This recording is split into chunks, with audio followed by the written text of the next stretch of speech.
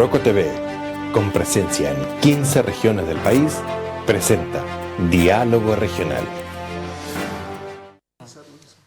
Y vamos, usted dice, ¿y qué pasó con el conductor? Está en otra parte cumpliendo el otro rol de consejero regional en la cuenta pública, ¿no es cierto?, que daba hoy día el gobernador. Por lo tanto, aquí el comodín funciona, no como el original, pero trataremos de hacer lo mejor posible. Pero sí, los originales, los invitados especiales están con nosotros. Benito Hernando y don Pablo Reyes. Pablo Reyes, ambos con sus posiciones que ustedes ya los conocen, ¿no es cierto? Uno independiente y otro miembro del Partido Comunista, pero que se dialoga, se conversa y aprendemos también de lo que significa el contexto político chileno que hoy día está presente y que tenemos que conocer de todas maneras. A partir de ahora comenzamos para los dos, para que desarrollen las preguntas haciendo una síntesis del panorama político, de crisis también que se ha vivido este último tiempo, con dimes y diretes de todos los lados. Pero de lo principal, ¿cómo ven, qué perspectiva tienen nuestros invitados de este contexto político que hoy día vivimos? Parto yo nomás, ningún problema. Bueno, primeramente saludarlos a todos, a todas en sus hogares a esta hora ya de la tarde, ¿no? Bueno, segunda semana consecutiva diría yo que ya, al menos en términos políticos, no solamente nacionales, sino que también regionales, ha sido bien acontecida, con mucha información, con mucho debate, hartos encontrones también en términos de posiciones también, relativas al, por ejemplo, el proyecto de ley que se aprobó en la Cámara de Diputados recientemente de reforma de ley miscelánea. Está el tema, ¿no es cierto?, de los informes de Hacienda que han salido últimamente con altos cuestionamientos también de sectores políticos de manera transversal a la forma y el fondo que tienen estos informes, que no se ajustarían realmente a la realidad al parecer. Y hay varias cosas que están sucediendo en distintos ámbitos que cuesta un poco como armar el relato que unifica un criterio para decir el país está avanzando en esta dirección, bien o mal, pero se está tratando de impulsar algún cambio con esto. Yo creo que también hay un déficit en comunicaciones del Ejecutivo al respecto de eso también, producto de autogoles también que han incurrido algunas de esas autoridades, como el ministro Arrau de Seguridad, que abierta y directamente dijo o dejó entrever que no había un plan de seguridad directo y que iban a seguir con el mismo que tenían aprobado desde el gobierno de Gabriel Boric, sin perjuicio de que más allá que sea una ley, pudieran haber particularidades que pudieran haber sacado a flote. Yo creo que ahí hay un error no forzado que los hace perder también el relato en términos de seguridad, cuando pudieron haber tenido un alza importante después del cambio de la ministra Steiner, que pasó con más pena que gloria en el cargo, lamentablemente. Hay dichos, pero no. Pero puedes dar tu opinión, Teresita. Sí. Un gusto saludarte. Buenas noches, Igual, Pablo, igual, y a buenas quienes nos siguen y tienen la oportunidad de ver el programa Diálogo Regional. La idea es que podamos tener una mirada con dos perspectivas que en algunos aspectos pueden ser antagónicas, pero creo que el sentido común nos tiene que llevar a que cuando la cosa huele mal, hay que sincerarla y también no tener la ceguera ideológica. Yo creo que tanto a nivel nacional como a nivel regional las cosas no andan bien. A nivel nacional, y yo lo dije en el primer programa de Diálogo Regional, para mí la encargada vocera de gobierno, con todos los desatinos que se pegó desde el inicio, se le hubiera pedido la renuncia al inicio y no después de casi 3 meses. Es una realidad. De hecho, yo creo que dar una opinión de esas características de alguien que es del sector igual llama la atención, pero yo creo que existieron errores graves incluso antes de que asuman los cargos. Y entonces ya se sabía en qué estábamos. Los errores forzados y no forzados de la ministra de Seguridad Pública también, todos convencidos que por su capacidad, experiencia y currículum que tenía para un cargo de esa envergadura y de esa importancia para el gobierno, tampoco dio el ancho, también con errores absolutamente incomprensibles para una profesional del área y del conocimiento que ella tenía. Entonces, ya ahí el reconocimiento de los errores y el cambio de gabinete, yo creo que es una fórmula la más sana para que si algo huele mal, el tema se ventile. Así que yo desde ese punto de vista creo que tenemos que tener ahora confianza. Lamento mucho el cambio de ministro, creo que la región perdió. Perdió el tener un ministro de Obras Públicas como Arrao, a pasar y a depender de un nuevo ministro que no conoce todavía la realidad, y al ser biministro de dos carteras, también las dedicaciones y las expectativas y los tiempos, nos pueda jugar, ojalá que no nos juegue en contra, como región, porque había una prioridad prácticamente presidencial a que todo el proyecto de conectividad regional y grandes proyectos de importante envergadura en términos de conectividad, con el ministro Raúl iban a tener una priorización muy importante en lo que es su cartera ministerial. Bueno, esperemos que con Lagrange el tema sea el miedo al cambio y que se traduzca también en hechos positivos y una continuidad en lo que dejó el ministro Raúl en muy poquito tiempo establecido como línea. Y en lo regional también estamos siendo testigos hoy día de que las cosas no están bien. ¿Cómo? Nombremos algunos elementos. Algunos ejemplos. Las autoridades se están mandando mensajes por redes sociales. Yo preferiría que las autoridades se junten, se reúnan a cuatro puertas, más si son del mismo sector teóricamente, y le busquemos soluciones, porque la gente, si el estadio o si el hospital va en el estadio o va en el sector alto, a mí me da lo mismo. Lo importante es que yo necesito un hospital. Pero hoy día toda esa sensación de dimes y diretes con aciertos y desaciertos de todos los involucrados genera un ruido que no es necesario tenerlo hoy día. Yo creo que es parte de lo que no tiene que hacerse. Creo yo, y esto es una crítica política, siendo yo defensor del sector y habiendo participado activamente en la campaña para que el gobierno que está hoy día salga adelante, creo yo que hoy día las situaciones se tienen que sincerar, pero se tienen que sincerar en reuniones periódicas, semanales, en coordinar agendas, en que el cuerpo colegiado, como todos los gremios con el delegado, tengan una agenda única, coordinada y con conocimiento, porque hoy día uno ve que como que está todo así funcionando a la buena de Dios, pero no se nota. Mira, ¿No notas coordinación? yo creo que no estoy notando unidad de propósito. Ok. ¿Verdad? Tenemos muchas necesidades como comuna, como comunidad, como región. Y eso no se está dando. Sí, yo creo que el ejemplo más claro, y yo creo que cualquier persona con sentido común, sin carga ideológica, se da cuenta que cuando van los mensajes por redes sociales entre autoridades, algo no funciona bien. Y eso hay que decirlo, porque no puede ocurrir de nuevo. Claro. Y es necesario, yo espero, que se junten, que arreglen las diferencias y que en definitiva lo político se solucione y que los técnicos se encarguen de solucionar los problemas. Porque en realidad muchas de estas cosas se le da un toque político, pero la solución es técnica, no es con discursos. No es quien hable mejor va a solucionar los problemas, sino que qué ingeniero hace la pega. Y eso es un poco lo que yo creo como resumen de estas 2 semanas. Sí. En el sentido, así que yo invito a nuestras autoridades, de las cuales yo me siento representado, a que si han ocurrido este tipo de errores, de aquí para adelante, ojalá que no vuelvan a ocurrir. Claro que sí.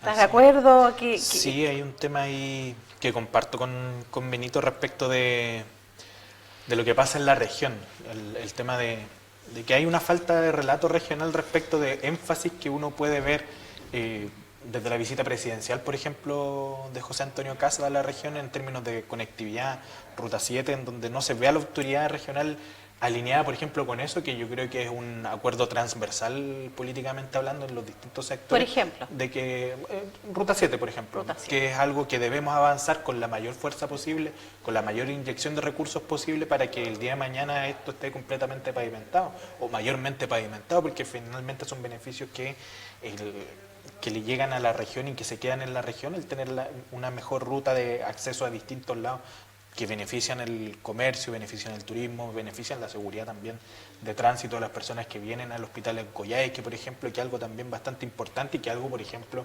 que el futuro aeropuerto de Balmaceda va a traer también como beneficio en ese sentido. Entonces ahí uno echa de menos también ese alineamiento, porque es raro ver que una misma parte, porque no estamos hablando de que solamente haya un diálogo de sordos entre gobierno y gobierno regional, por ejemplo, sino que entre los mismos seremi de repente mencionan cosas distintas sobre un mismo asunto, como el caso del hospital regional, en donde estamos todos a la espera de ver cuál va a ser la solución definitiva que se va a dar en ese Ejemplo sentido. de que proporcionan confusión, por ejemplo, si han nombrado la misma cosa en dos versiones distintas. Claro, es que... Ejemplo. No, perdón que te Es que interrumpa, Pablo, dale. No. sí, es que el mismo caso del hospital, bueno, el instrumento que tenemos como comuna en Coyhaique data de 1997, si mal no recuerdo, pero ha tenido actualización en 2001, 2004. Si uno mira el del 97, claro, nos dice, ahí no se puede construir un hospital en las canchas del estadio municipal. Si mira las actualizaciones, sí se puede construir. Entonces hay un problema ahí respecto de cómo estamos mirando los instrumentos públicos, y también para mí delatan o denotan un problema mayor que no es solamente de Coyhaique, sino que en general de las comunas de la región, que tiene que ver con la falta de actualización de sus instrumentos básicos, los planes de desarrollo comunal, los planes de distinta índole de educación en su tiempo, que también se tenían que trabajar, eran muy antiguos, antes del traspaso del SLEP, por ejemplo, entre otros que se tienen que desarrollar nuevamente y mirar también el respecto de cómo imaginamos la ciudad, en definitiva, este crecimiento de la ciudad que se está dando hacia esas zonas altas, en donde una de las propuestas es que se ponga el nuevo hospital regional. Está la opinión también del Servicio Público y del Ministerio de Salud, el Servicio Público, perdón, del Servicio de Salud, respecto de que es más conveniente tenerlo abajo por los costos de implementación y por los temas de traslados que ahorran al menos en promedio 3 minutos, que puede marcar la diferencia entre la vida o la muerte de algún accidentado, por ejemplo, en ruta, que son tan frecuentes también camino a Aysén, y eso también son cuestiones importantes a resolver, que por una mala actualización quizás, o por una mala lectura de esa actualización, queda en entredicho hoy día un proyecto de tal relevancia que debiese estar resuelto prontamente. Hoy día, bueno, igual salió en la mañana un profesional de vasta experiencia, se me olvidó el apellido, No importa, no importa. que dio las explicaciones de manera muy clara sobre las dificultades que existen hoy día para ubicar el hospital en su proyecto final en la zona del estadio. Yo personalmente creo que el hospital debiera ser construido en el estadio. Creo que es la mejor alternativa, es la más eficiente. Todo el sector ya está urbanizado, los accesos son expeditos, pensando en traslado y despacho de otros sectores de la región, la cercanía con el aeródromo, una serie de cosas, el no perder o el mejorar una eficiencia operativa con el hospital viejo, porque construir el hospital nuevo, el hospital viejo, habrá que remodelarlo y agregar más instancias o unidades de especialidad que tenga, entonces eso no se pierde. Operacionalmente también, uniendo el hospital viejo con el antiguo, operacionalmente van a haber sinergias que van a permitir que el nuevo hospital pueda tener una envergadura de atención a pacientes de mejor forma, digamos. Pero hoy día, y es lo que yo planteo, por favor, veamos los distintos comunicados de redes sociales para ver que las posiciones están contrapuestas y que están sobre la base de información que a lo mejor puedan tener razón, depende de la mirada que tenga, porque por un lado, la delegada, y en base a lo que establecía el Ceremi de Vivienda, que explicó que sencillamente no se podía construir ahí, en las condiciones actuales, está en contraposición respecto a la declaración que emite la municipalidad de que sí se puede. Entonces, uno que no tiene idea de ese tipo de procesos, dice, bueno, ¿quién tiene razón? ¿Quién tiene la razón? ¿Quién le está dando? Y yo creo que es mucho más prudente. Yo soy medio incumbente en todo este proceso, porque yo pertenezco a la Comisión Centenario, y de la cual parte de los terrenos que se están esperando puedan ser cambiados en este canje de territorio, de terrenos, se pueda construir el nuevo estadio y se pueda construir el polideportivo. A mí, eso para mí igual es maravilloso. Pero la forma en cómo se está hoy día dando la gestación de todas estas nuevas ideas y proyectos no puede ser discutida en redes sociales. Y ahí hay un error para todos. O sea, hay un mensaje para todos. Cada uno yo creo que está tratando de hacer su mejor esfuerzo, pero dejemos de lado a lo mejor un par de egos, dejemos de lado a lo mejor alguna... Porque hay gente que ve debajo del agua, Claro. ¿ya? Entonces está viendo debajo del agua fantasmas que a lo mejor no existen, puede darse de todo, pero es la invitación a nuestras autoridades que podamos corregir el rumbo de ese punto de vista. Y creo que todos estos proyectos que son proyectos gigantes, un hospital, el hospital deben ser 3 o 4 FNR juntos, Ah, no, por supuesto. en un solo mucho proyecto. dinero. El polideportivo con el También. con el estadio debe ser medio FNR junto.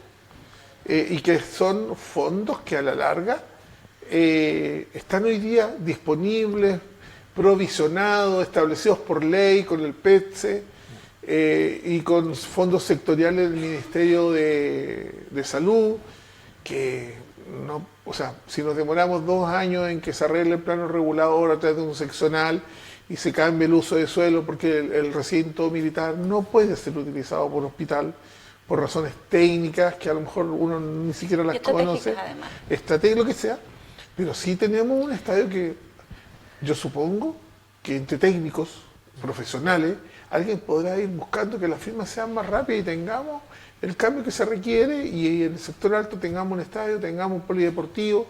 Si cambiamos 10 hectáreas por 4, porque incluso hay discusiones de esa índole, que 4... La compensación del terreno. Que las compensaciones son un poquito exageradas.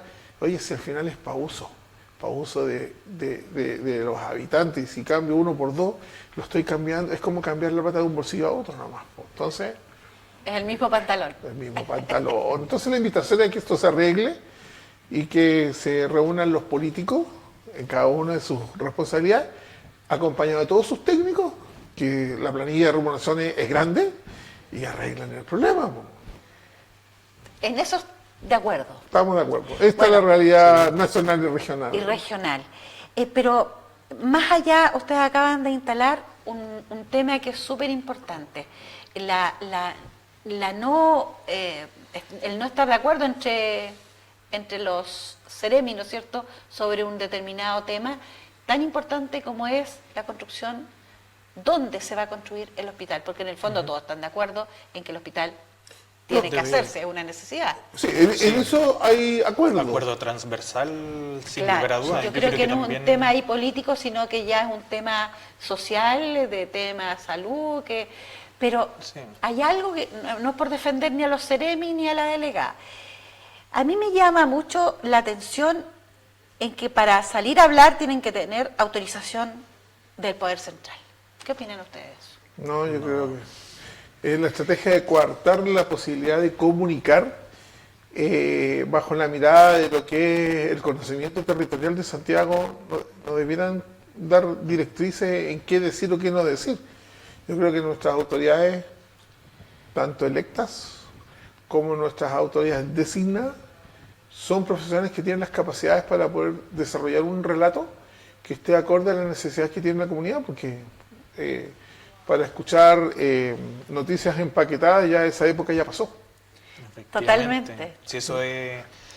Y es transversal a todos los gobiernos también, en definitiva, esa materia, porque no tiene que ver con algo de estar o no de acuerdo, sino en términos de cómo uno como ciudadano espera que las autoridades actúen, incluso para poder disentir de lo que están planteando, inclusive. Pero acá no hay un relato regional, lo menciono nuevamente, y está esta imposición desde Santiago, es un poco absurdo O quizá también es que se pueda uno... dar. ¿Será la Y sea un- inexperiencia?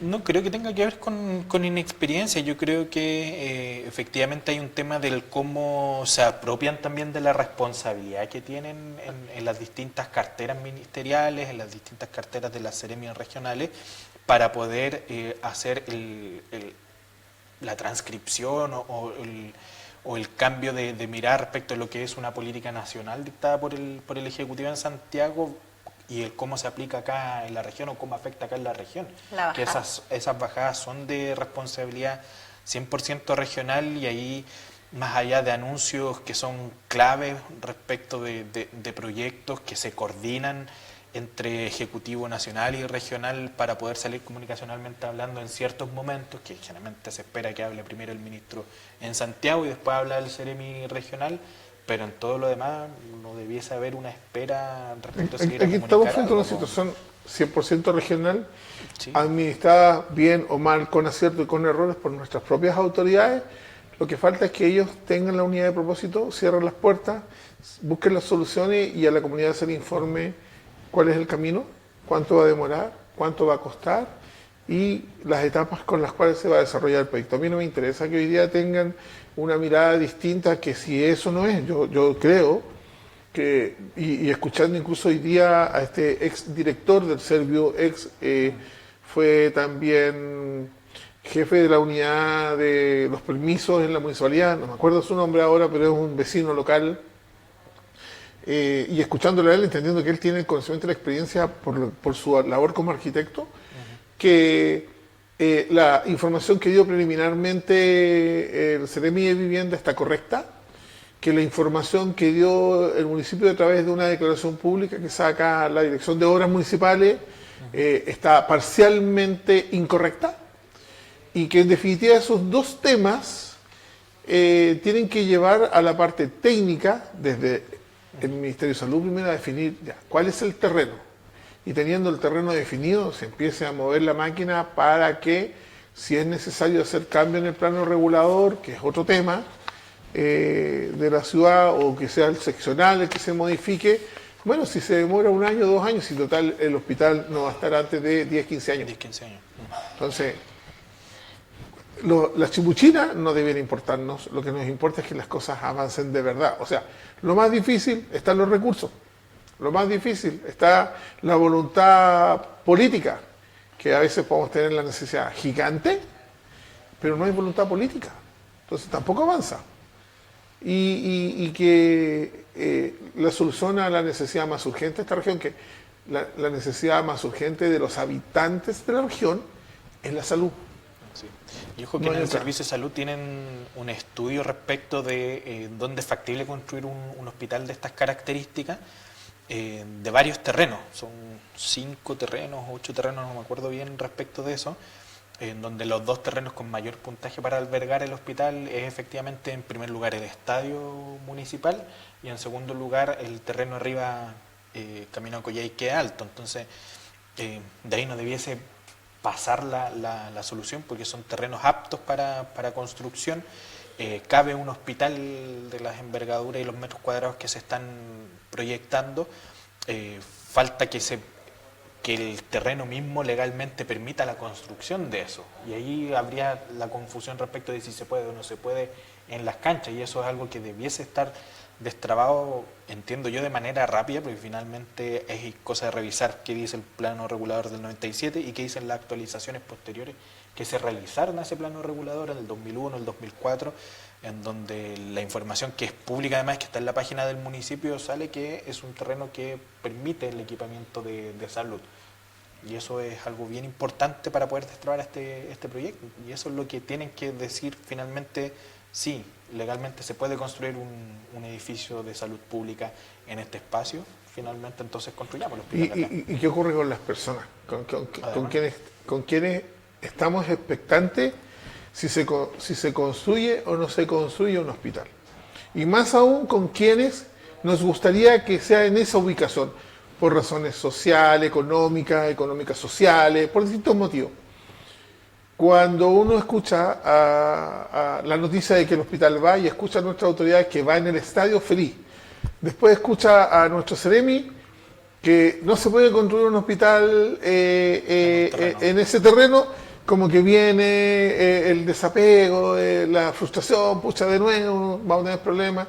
Después viene otra autoridad o un comunicado de otra institución de nuestra comunidad y dice: no, si en realidad están todos equivocados, sí se puede. Entonces cuesta entenderlo. Imagínense que uno que está medianamente informado, cuesta entenderlo, comprender cómo esta cosa se enreda. A mí me quedó muy claro hoy día con la explicación que dio este gran amigo, que no puedo recordar el nombre todavía, Para el próximo programa. para el próximo programa, que dio una explicación muy buena en un programa de radio local. Y es de esperar que en las próximas semanas al final las autoridades se reúnan y de una vez por todas se sincere el tema del proceso y las compensaciones y todo lo que empieza a circular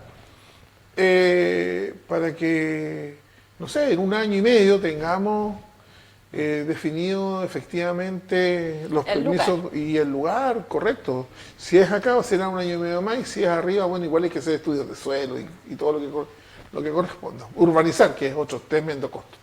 Sí. Habría que ver que las autoridades tengan solamente una voz para informar bien a la región sobre estos temas. Sí, yo creo que ahí cobra fuerza lo que comunica el gobierno, ya sea a nivel regional, a través de la vocera de gobierno, que hasta el momento no he visto ninguna declaración al respecto a través de un conducto Eso corresponde a la Serenía de Gobierno, ¿no? sí, el CDM gobierno. Y por otro lado, el gobierno regional también, bueno, ahí quien hace la vocería por lo general es el señor gobernador, y por el municipio el señor alcalde, porque cada uno hace sus espacios, pero hoy día, teniendo todas las autoridades, para mí, mira, todas las capacidades para hacer un súper buen gobierno de la región de Aysén, tanto a nivel de la delegación como a nivel del gobierno regional y como a nivel de nuestra comuna, algo a mí me dice que las cosas no se están comunicando entre ellos adecuadamente, y esta comunicación de redes sociales es la muestra más real de esa situación. Quien tenga razón, quien no tenga razón, a mí me da lo mismo. Lo que me interesa es que el tema se solucione. Y que sea seguro lo que se está diciendo. Sí, ¿no? sí. Claro. Y eso denota también un problema de liderazgo en la región respecto de quién tiene que tomar finalmente esta determinación, que para mí es el Ejecutivo a través de su representante, que es la delegada regional. Correcto. En ese sentido. Y ahí yo creo que tienen que tomar las riendas del asunto para poder aunar los criterios, recabar toda la información necesaria y tomar la determinación y mandatar que se resuelva la construcción del estadio en donde tenga que, perdón, del hospital en donde tenga que construirse, que por los mismos documentos del servicio de salud además está dicho que abajo reúne las mejores condiciones. De Si hecho, es salud quien da el puntapié inicial. Exacto, si el aparato técnico estatal te está diciendo que ahí es el mejor espacio para construirlo, construyámoslo allá. Yo creo que es bueno también ver la posibilidad de cómo va, la otra discusión que se abre es cómo vamos proyectando la ciudad en el futuro hacia arriba respecto de los servicios de salud que tienen que implementarse allá. Que eso es otro debate también Que se lleva un desprende de esto, que va un CEFAM también en esa instancia, con una unidad que va a adicional. ser muy moderno en ese sentido y que es bastante positivo, pero no puede ser una traba eso para poder dar la solución a eso cuando el mismo equipo técnico del Servicio de Salud te está diciendo, sí, podemos construir ahí. Pero yo voy a ser un poquito más específico. Yo noto que la velocidad a la cual quiere avanzar el señor gobernador con el señor alcalde es una velocidad más rápida de lo que estoy viendo cómo está funcionando la delegación. Y ahí Sí. parece que si esto fuese un auto, las 2 ruedas delanteras están yendo más rápido que las 2 ruedas traseras. Entonces ahí, obvio que va a haber una falla técnica, y eso se está Claro. produciendo. Claro, pero quizás habría, ustedes me dicen, habría que darle un tiempo más para ponerse afín el vehículo, porque si no, yo este creo que- vehículo no va a funcionar. Sí, o sea, yo voy a tener la fe de que estos temas se van a solucionar, y que la falla en términos comunicacionales, la falla en términos de coordinación, porque vamos a partir de la base que todos quieren lo mejor para todos los habitantes de Aysén. Así es. ¿Ya? Que se note que existe la unidad de propósito, que se note que están todos tirando este carrito Para el mismo lado. para el mismo lado, y desde ese punto de vista, si lo llevamos a términos de algún tipo de máquina, hay que aceitar bien los engranajes porque todas funcionen igual nomás, si no hay nada más que hacer. Además, Sí, y es una invitación a nuestras autoridades a que los errores que tengamos o que hemos sido testigos de que han ocurrido de coordinación y todo, estamos súper a tiempo y que se solucionen. Si hay que ponerle... claro, y si están 2 meses y tanto, hay nomás que bajar un algunos cambio, están ponerle menos. más fuerza nomás. Claro, claro, pero que hay que acelerar los procesos porque si no nos vamos comiendo el tiempo también. Claro, ¿cierto? como dicen por ahí, sin prisa pero sin pausa, que eso también es importante Sí, porque son sí. cuestiones de materia sensible para la comunidad, que son importantes de resolver, pero no resolverlas a tonta y a loca, y tienen que resolverse de buena manera para que tengamos el día de mañana una infraestructura que además es infraestructura crítica para nosotros en la región, de buena calidad, que pueda albergar a los pacientes de la región que van a venir trasladados también de localidades, que se van a venir a atender acá con las mejores condiciones y que nos permita soñar con tener el día de mañana también más y mejores especialistas que se queden en la región y fomentar también el desarrollo educativo y la gestión clínica en ese espacio también desde la formación basal también acá en la región, para desarrollar nuestros propios profesionales también. Y ojo que estamos en un periodo histórico de esta región, un periodo histórico. O sea, tener a 4 años una inversión proyectada en infraestructura pública para mejorar la conectividad de la región completa, no solamente, o sea, la carretera austral como red troncal, pero este plan de conectividad también tiene condición de mejorar caminos laterales, puertos, aeropuertos, o sea, todo lo que es conectividad. Son 800 millones de dólares en 4 años. Es gigante. Si a eso lo asociamos proyectos importantes que están en las comunas como Puerto Aysén y Coyhaique, son 4 años en que hay mucha esperanza que vamos a pasar un periodo de mucha inversión pública, que va a generar mucho empleo, que va a dinamizar las economías locales a lo largo y ancho de toda la región. Hoy día, sectores del sur de la región de Aysén tienen todo lo que es servicios de alojamiento, pensiones, residenciales copadas, con las obras que están, la pavimentación del cruce de Aguadal, la pavimentación de Castillo al sur, las obras que se están haciendo en la zona, toda la zona del puente Chacabuco, lo que viene para Queulat. En agosto va a salir una noticia oficial que la informó el señor gobernador en la reunión de turismo del lunes, que en marzo ya va a estar la información oficial de cómo vamos a operar hoy día en la carretera, a partir de agosto en la carretera austral, por todos los cortes de caminos que se vienen, entre ellos transbordo marítimo en la zona del Queulat. Van a estar trabajando en la zona del Queulat, van a estar trabajando en la zona sur, obras en Coyhaique, obras en Aysén. Entonces, igual preparémonos, si el mundo nos está acabando, estamos naciendo, estamos tratando de que todo esto sí se lleva a tiempo. Y lo que hoy día se está trabajando en el problema que tenemos,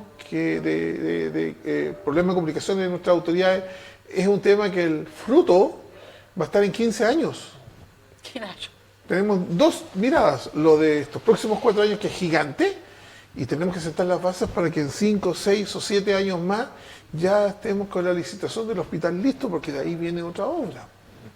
Entonces, la mirada es que las autoridades se pongan de acuerdo, las regionales, ¿no es cierto? Que se comuniquen mejor. Que se comuniquen mejor. Ese es el mensaje. Y optimismo, ¿sí? Porque las cosas vienen muy buenas. Sí, porque estamos hablando de políticas que trascienden también los gobiernos. Son políticas de Estado que benefician el desarrollo comunitario, benefician, como bien decía Benito, el empleo, y no solamente por la cantidad de mano de obra que se absorbe por parte de la empresa que ejecuta, por ejemplo, la pavimentación de un tramo de la carretera, sino que también en términos de cuánta genera en trabajo para la gente que vende almuerzo, para los alojamientos que mencionaba también, y un montón de otras prestadores cosas que de servicio, subcontratistas. El traslado también de los vehículos, transporte también se ve beneficiado. Entonces, bien importante. Sí, hay que tener optimismo, viene bien la mano, pero nosotros tenemos que tener la casa más ordenada comunicacionalmente hablando. Comunicacionalmente hablando. Invitemos a nuestro amigo inquieto. ¿Se van a servir cafecito? Por supuesto. Me parece un inquieto bien. Ya está. ¿Te ayudo? Por favor. Así, para que, cuidado que está caliente, no le vaya, no se vaya a quemar. Ahí. Está bien, vamos. Para que tengamos, dicen hoy día, no dicen, sino que decimos la mayoría que sin equipo no se avanza. Sí. Los egos tienen que bajar de peso y avanzar en equipo. Muchas gracias.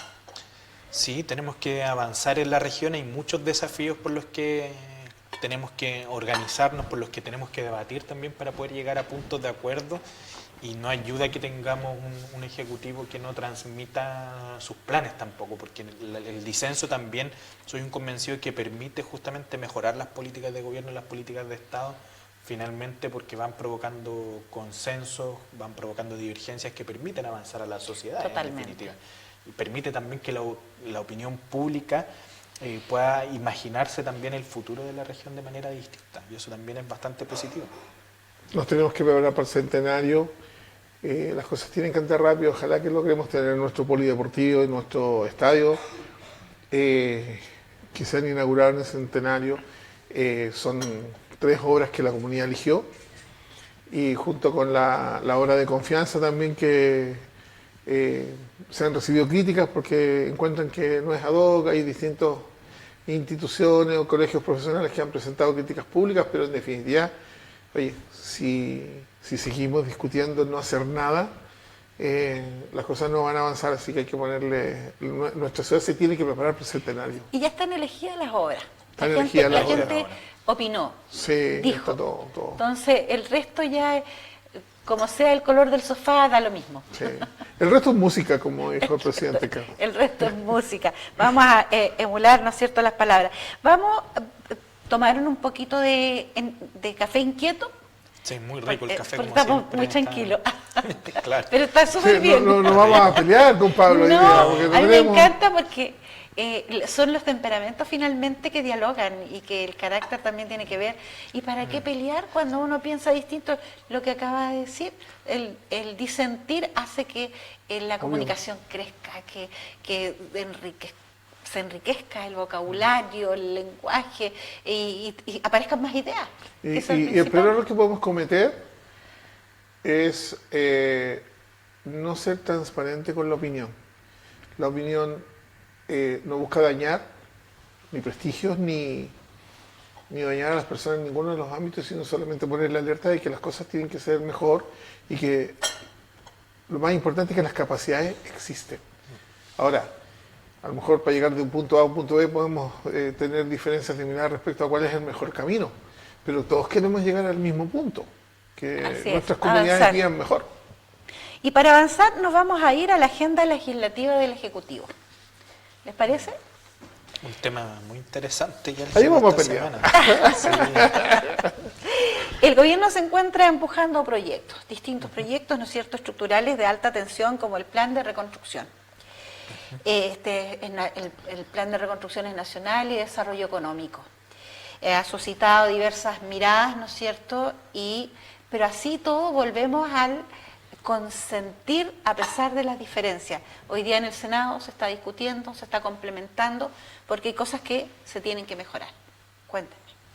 Sí, el Senado es un espacio de discusión donde están representados prácticamente todos los sectores políticos del país, en distintas proporciones, ¿no es cierto?, donde tienen que revisar este proyecto de ley que fue aprobado en la Cámara de Diputados con una amplia mayoría que no se puede desconocer evidentemente, es parte también del proceso democrático, pero que tiene, en mi punto de vista, varias falencias o varios puntos de riesgo que ameritan ser revisadas y discutidas también para buscar una solución. Uno de los temas, por ejemplo, es la invariabilidad tributaria por 25 años. A mí me parece complejo quitar la posibilidad de un siguiente gobierno, independiente del color político que sea, no pueda discutir respecto de cómo vamos a modificar o no la situación tributaria del país respecto de las situaciones que se van dando. Y no lo quiero trasladar al tema de solamente bajar o subir impuestos a la grande empresa o cosas por el estilo, sino al cómo nosotros también nos podemos preparar y podemos estar mejor arropados en términos de lo que significan los conflictos internacionales hoy en día.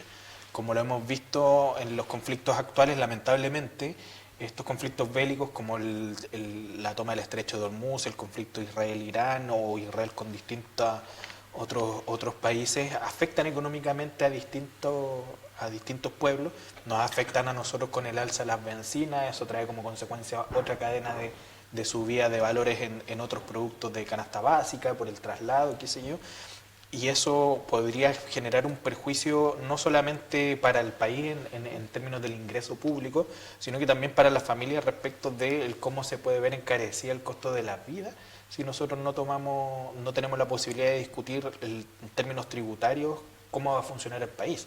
Eso va más allá, siento yo, respecto del solamente el hecho de discutir cuál es el mejor camino para buscar el crecimiento económico, bajando o no la tasa impositiva a las grandes empresas, que es una cápita importante de la reforma.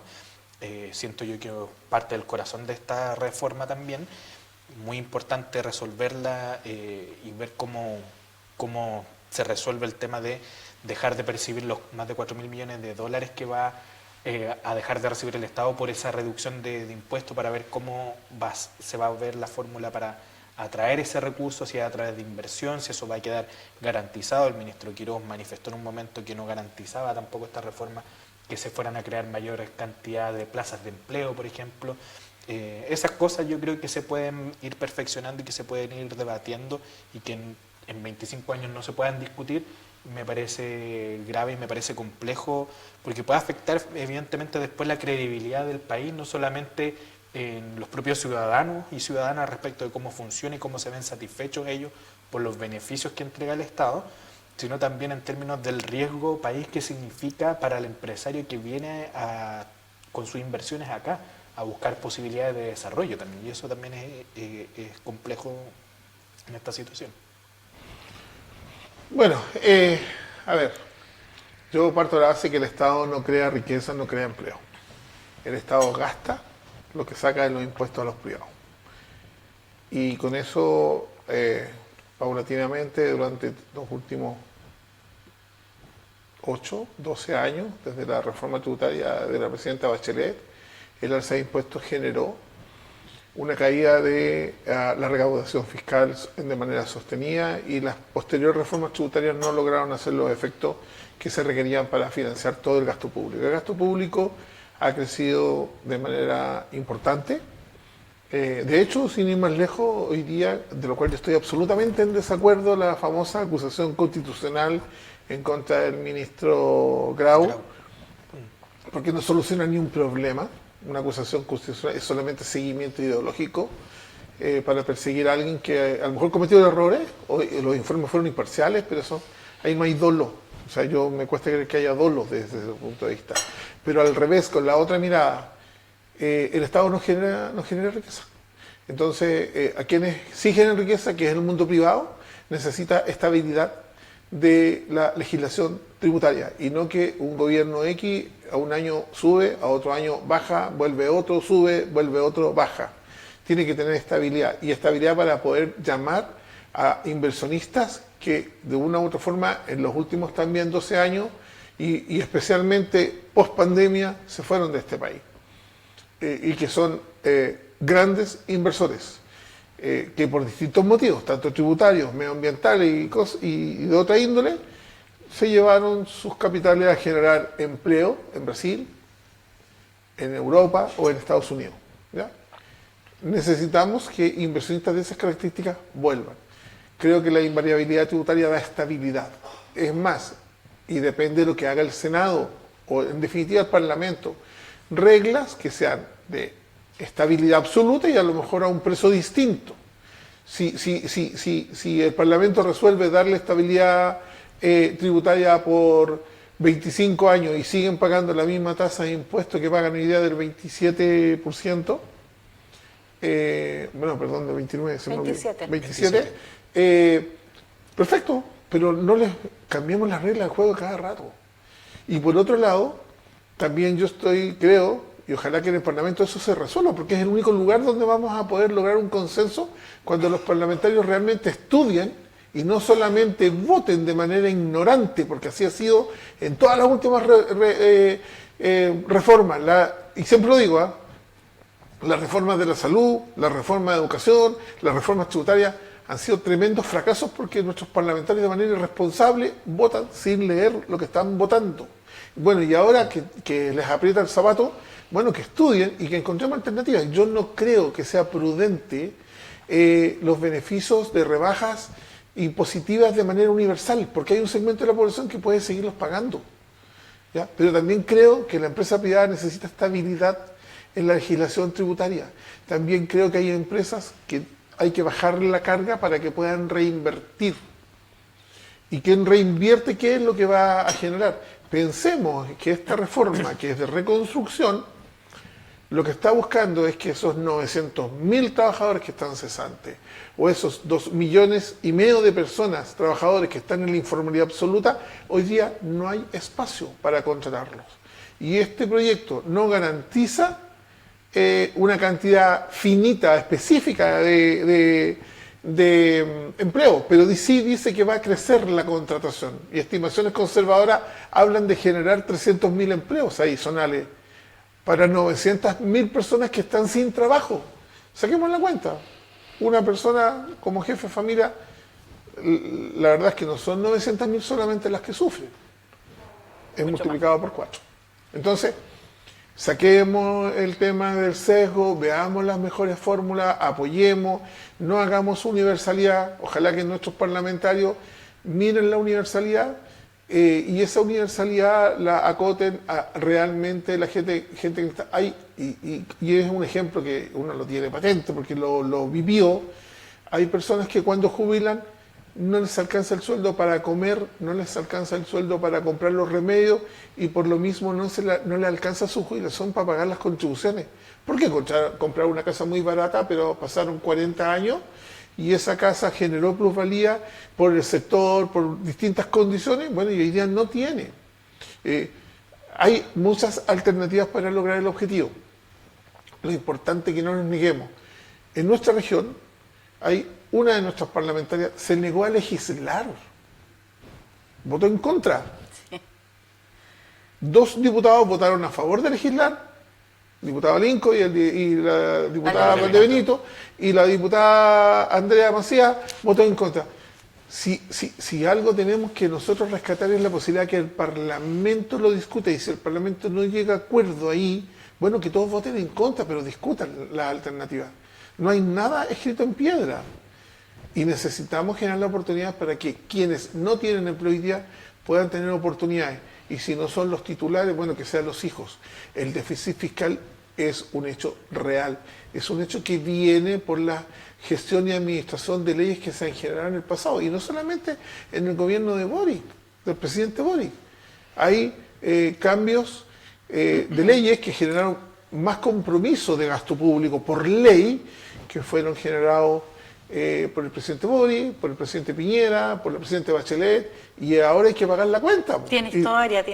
Y la cuenta se paga hoy día se está pagando solo con deuda. Sí, por eso mi preocupación en lo que mencionaba respecto de cómo nosotros en esta discusión que se está dando ahora en el Senado, en el estudio que tienen que hacer de esta ley, garantizamos que no se vea disminuida el ingreso fiscal. Eso yo creo que es fundamental y va a ser el punto que va a permitir acuerdos más en este apartado, independiente, insisto yo, con eso respecto de la baja en la carga tributaria a las grandes empresas, que es uno de los acápites de esta ley, pero no es el único.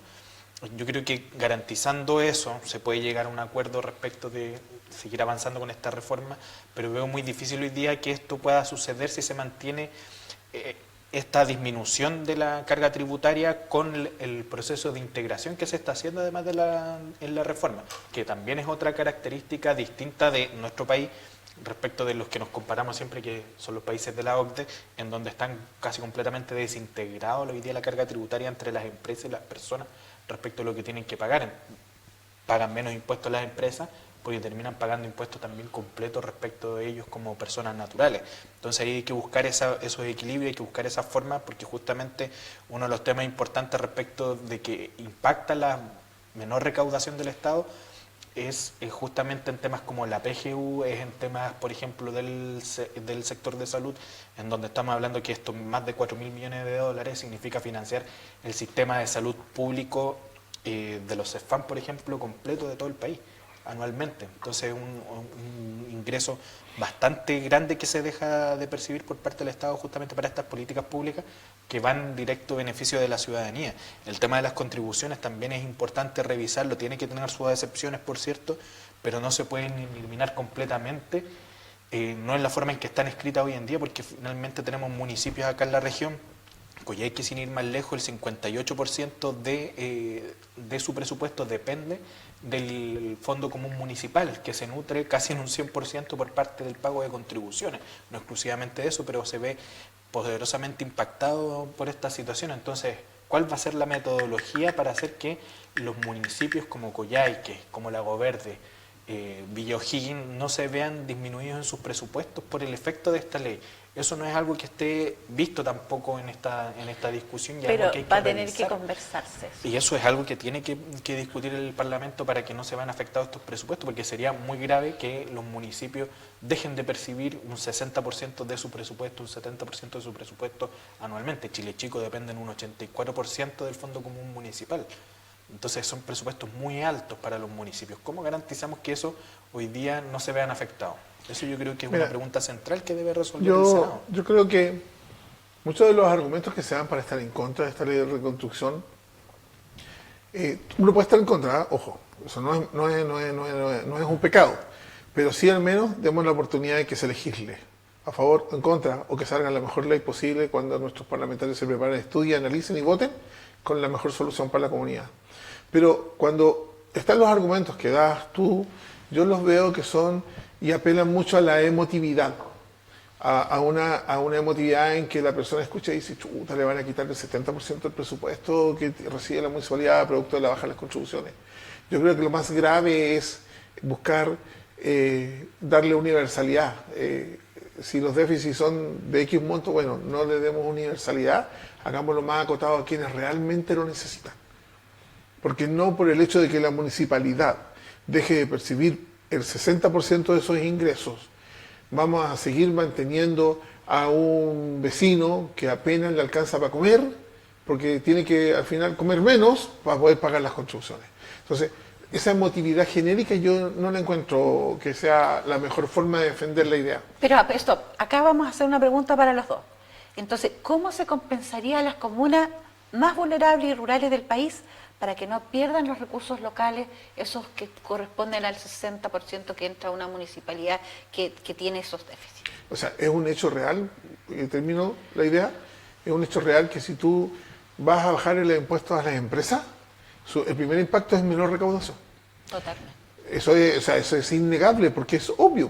Si antes pagabas un 27, ahora vas a pagar un 23, es menor recaudación fiscal y ahí ya existe un déficit directo. Cuantificarlo en cuanto es obvio que si le vas a dar universalidad de eliminación de pago de contribuciones al 100% de las personas que cumplen el requisito de la edad o ser jubilados para la primera vivienda, también va a haber una menor recaudación, una caída de la recaudación. Pero eso ya está, ya. El 80% de la población no paga contribuciones. Claro. Sí, solo un De la 20. vivienda. Sí, un 18 incluso, Sí. y de ese 18... Pero por lo general, todo lo que sea universal es a rajatabla y eso al final es regresivo y es una mala asignación de beneficios sociales. ¿Está de acuerdo entonces que sea regulada, que sea de acuerdo al perfil que tenga No cada puede ser ciudadano? universal, No los puede cambios ser. no pueden ser universales. Y O por sea, otro lado, evidentemente gente, perdón, sí. si vive solamente el PGU no debe pagar contribuciones. sí, Eso Claro. tiene que estar asociado más que al valor del bien, el pago de las contribuciones tiene que estar asociado al ingreso. O sea, si una persona recibe la PGU, como al mismo tiempo, porque, oye, y No le Teresita, alcanza, sí, yo lo vi, o sea, yo vi profesores míos que me formaron a mí, que tenían remuneraciones que les permitieron generar su proyecto de vida, ya, educar a sus hijos en la universidad, darse sus gustos una vez al año, salir de vacaciones, jubilaron y se quedaron con 200 lucas mensuales. Bueno, es una verdad. Entonces, ¿cómo le vas a pedir? Pero sí al mismo tiempo tiene una casa muy bonita en un tremendo sector de la ciudad porque la pagaron durante 40 años. Pero hoy día con su sueldo no alcanza a pagar ni siquiera las contribuciones. Entonces, esa es la labor de nuestro Parlamento, buscar soluciones para ese tipo de casos, pero no a rajatabla. Ahora, el Estado se compromete con los municipios a través de una reunión que hubo en Santiago que les va a garantizar que no van a perder ingresos. Los mecanismos los desconozco, pero al menos está la voluntad política para hacer eso. Pero también creo que si logramos generar más dinamismo económico y empresas, hay empresas que dejaron de invertir. La industria acuícola, tan vapuleada y tan amenazada y históricamente casi a punto de hacerla desaparecer con leyes que pasaron de un extremo a otro, dejaron de invertir. Nosotros somos los segundos productores de salmón del mundo y yo tuve la oportunidad de compartir con trabajadores en la industria del salmón, gente muy preparada, estoy hablando de operarios de planta, no con el gerente. Y yo les pregunté, ¿por qué somos el segundo? ¿Por qué no el primero? Porque el Estado con sus leyes no nos deja crecer. Eso es tan simple la respuesta. Entonces, paralizar las inversiones. Porque no tienen estabilidad tributaria, no tienen estabilidad medioambiental de leyes, no saben si le van a renovar las concesiones. Hoy día por lo menos se ven luces de que la cosa puede llevarse a un centro, no tan extremo, ni de uno ni de otro lado, y con buena fiscalización del medio ambiente, una muy buena fiscalización medioambiental, podemos equilibrar que todas las industrias que tenemos en la región trabajen de manera respetuosa con lo que tenemos que cuidar, que es la tierra, el agua. Pero mientras no haya certezas para invertir, los empresarios, los grandes capitales, no lo van a hacer. Y a los ricos, porque también está la otra parte que yo explico respecto a que hablan de la emotividad. Cuando empezamos con el juego del rico contra el pobre, el explotado contra el explotador, bueno, al explotador no le van a bajar los impuestos, porque lo que se le va a bajar los impuestos es a las empresas. Y el sistema integrado o semi-integrado permite que, si la empresa pagó impuestos, esa parte pasa a ser crédito tributario para el socio, para que no haya duplicidad de impuestos. Nada más. Pero eso es justo. Es justo.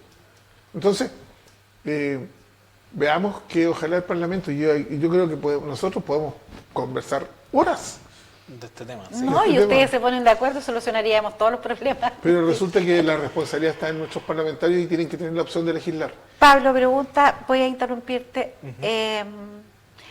Protección ambiental en este proyecto, entre comillas, permisología. El plan del presidente Kast busca simplificar los trámites y el tema ambiental, ¿no es cierto?, para destrabar proyectos que son de inversión urgente y que están parados hace mucho tiempo.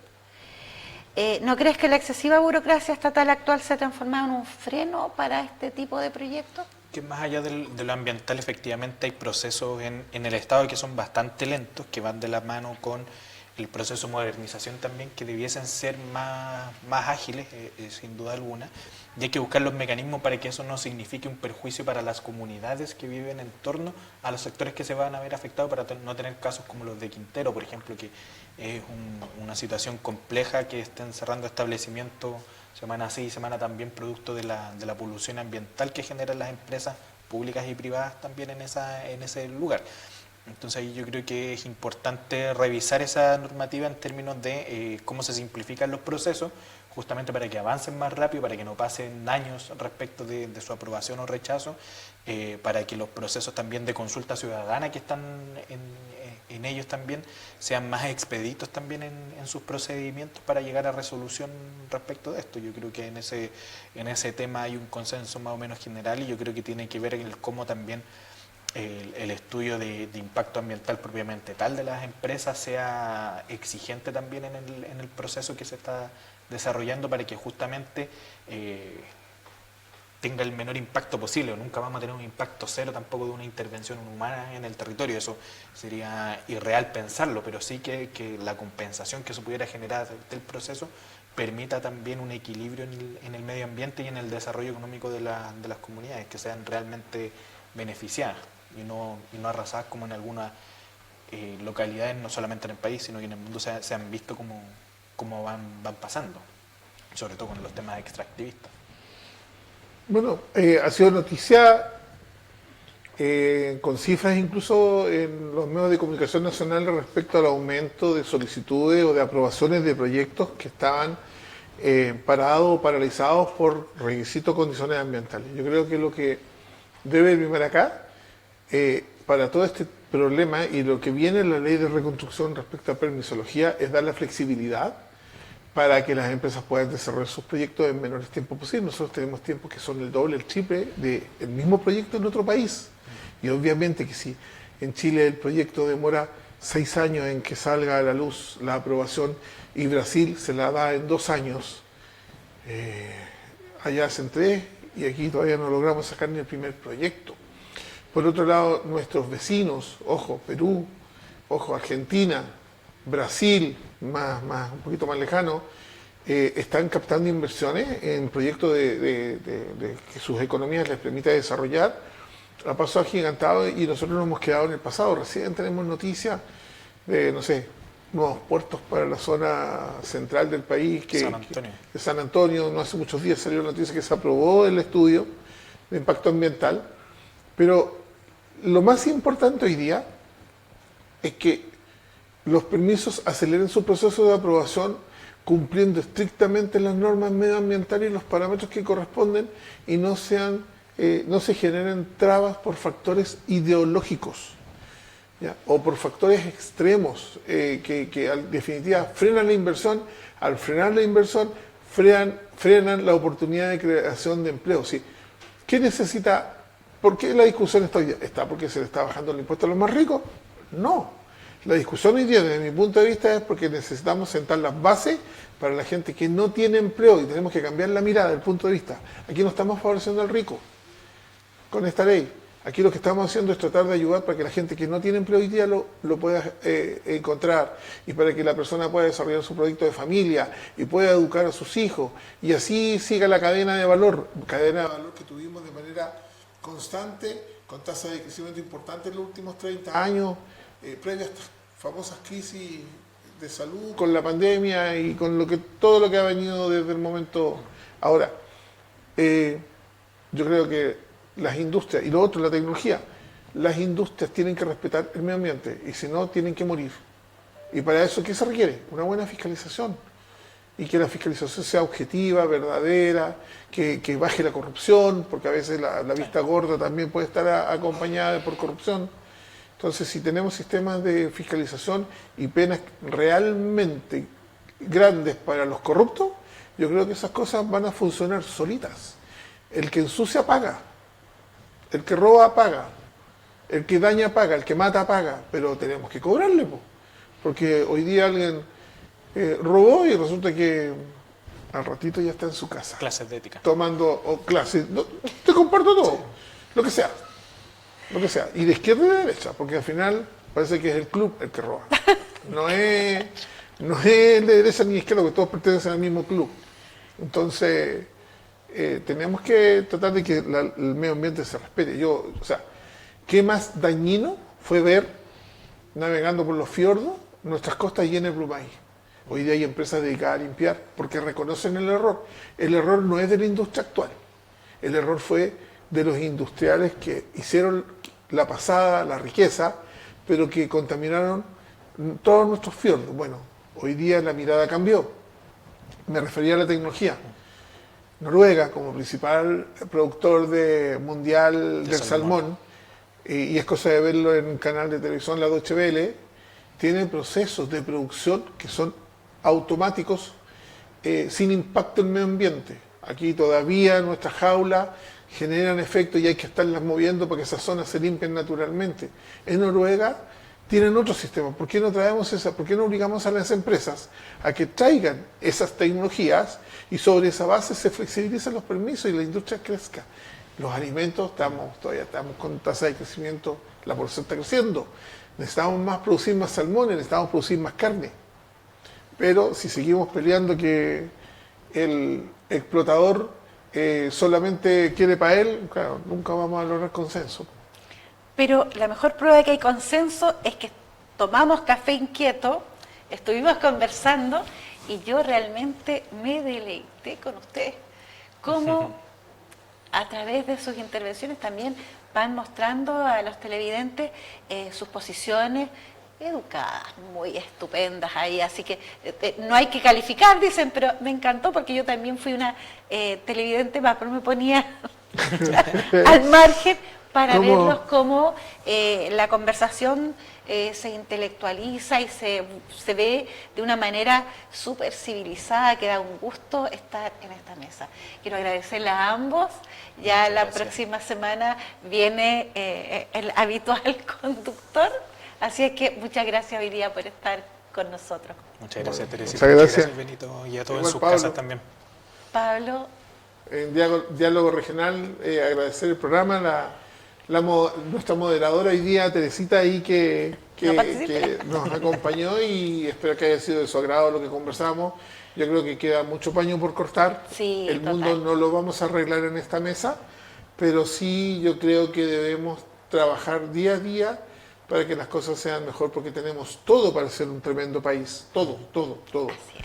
Sí, falta que nos pongamos de acuerdo una vez por todas, ¿no? Y no tener miedo al debate público, a la conversación en la mesa, también su familia en las casas, nos hace bien como país disentir, estar en posiciones encontradas y buscando la forma de llegar a acuerdos, porque finalmente el bien común es lo que prima en todos nosotros que estamos más activamente en la política. Así es.